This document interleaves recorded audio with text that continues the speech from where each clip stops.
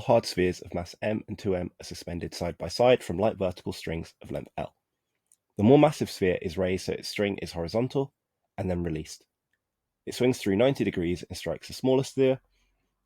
The two spheres stick together and rise to a maximum height h, as shown in the diagram. Which expression gives the height h in terms of L? So my main thoughts here are that I should use that v squared is proportional to h. So you might remember this from half mv squared equals mgh. And so we get that the mass term here is not really relevant, but that v squared is proportional to h and the gravitational field strength, g. So if we could work out what velocity 2m gets to when it gets to the bottom, and then what velocity their combined masses start at, we can see how h compares to L. So clearly this is a momentum question. As you can see, something collides with something else, and then they travel together.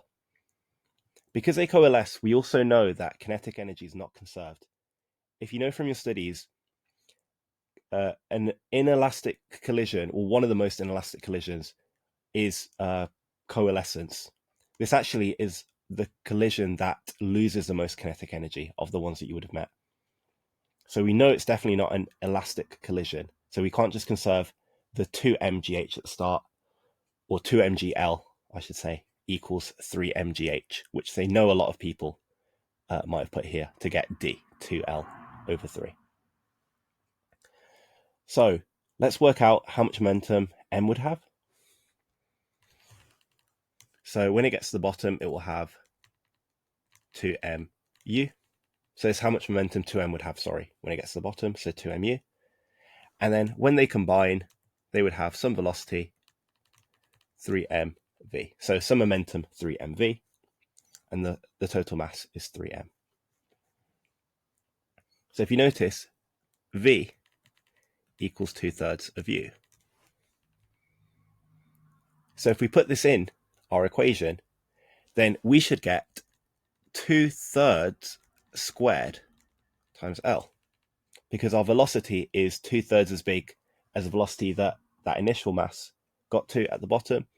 So the height that we'd get to would be 2/3 squared of L. So again, it's just using the fact that the energy, half mv squared, would have been converted to GPE, and then the new kinetic energy would now be converted to GPE. So GPE, converted to kinetic energy, and then the new kinetic energy converted to GPE. And because it's got a different velocity, it will have a different height reached, which will depend on the square of this factor. So if you notice, this is 4/9 of L. So the answer is C, 4L over 9.